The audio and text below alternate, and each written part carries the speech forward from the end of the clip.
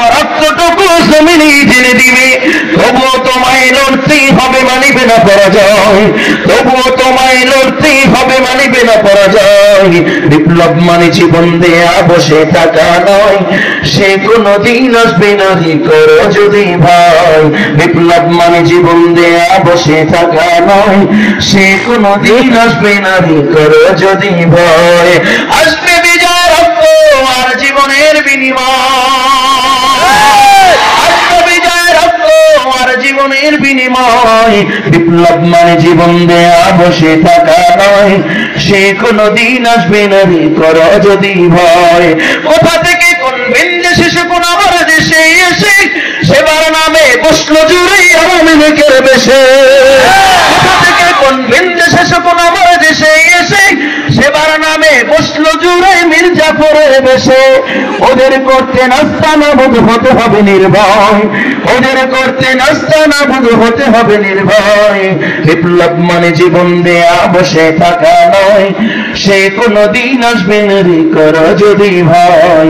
বিপ্লব মানে জীবন দেয়া বসে থাকা নয়, সে কোনদিন আসবে না রে করো যদি ভয়। ঠিক কিনা যারা বলেন? তৈরি আছেন ইনশাআল্লাহ? সকলেই তৈরি আছেন ইনশাআল্লাহ? আবার যদি আকাশে আগামীতে আর রাতের বেলা একটা লাল নোট খেয়ে কোনো লুচ্চা বদমাশকে দিনের বেলা আমি ভোট দিব না ইনশাআল্লাহ। আগামীর সমর্থনটা হবে ইসলামের পক্ষে ইনশাআল্লাহ। কে কে তৈরি আছি? নারায়ে তাকবীর। ভারত নাই, আপনি কিভাবে আবার সংসদে যাবেন? অকলেজের যুবক আমিও বলি, আমার আমেরিকার দরকার নাই, আমার চীন রাশিয়ার দরকার নাই, আমার ভারত দরকার নাই, বিশ্বের পরাশক্তি দরকার নাই। তবে আমার চেচে একজন আছে, শাহাদাত আঙ্গুলটা উঁচু করে বলো সে কে? সবাই জানে না, দেখছেন? আমার সাথে একজন আছেন, তিনি কে?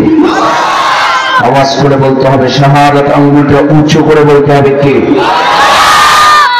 আল্লাহ কবুল করেন বলে আমি আল্লাহ তাআলা যদি আমার সাথে থাকে আর কোনো ভয় আছে? তিনটে নামাজ করে কিছু বন্ধ করতে হবে। আল্লাহ তাআলা যদি আমার সাথে থাকেন আর কোনো ভয় আছে? আমি জানি কারো গাও জ্বলতে পারে, কারো ঘায়ে লাগতে পারে, কিন্তু বাবা এটাই চিরন্তন সত্য আর বাস্তবতা।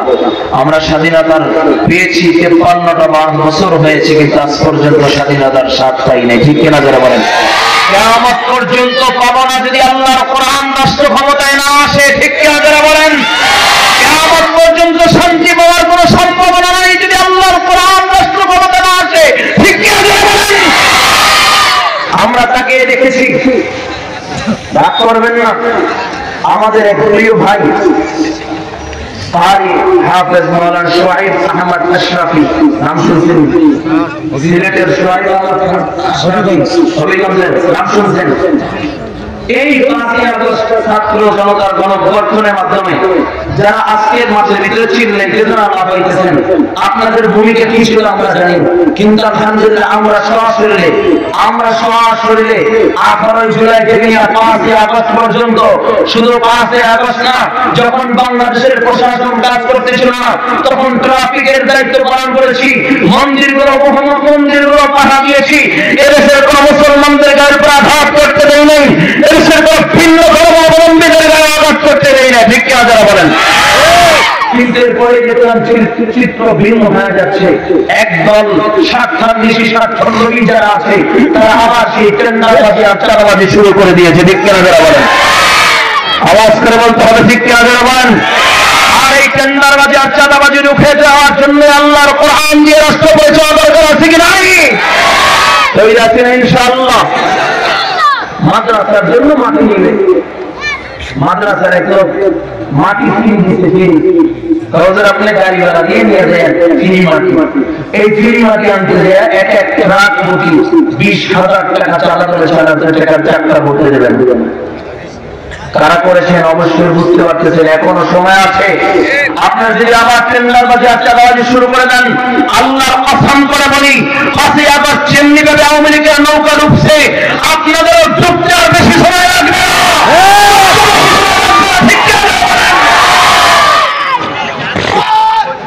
আল্লাহ সহজ স্বরূপ বোঝা আমল করার তৌফিক দান করুন, আমিন।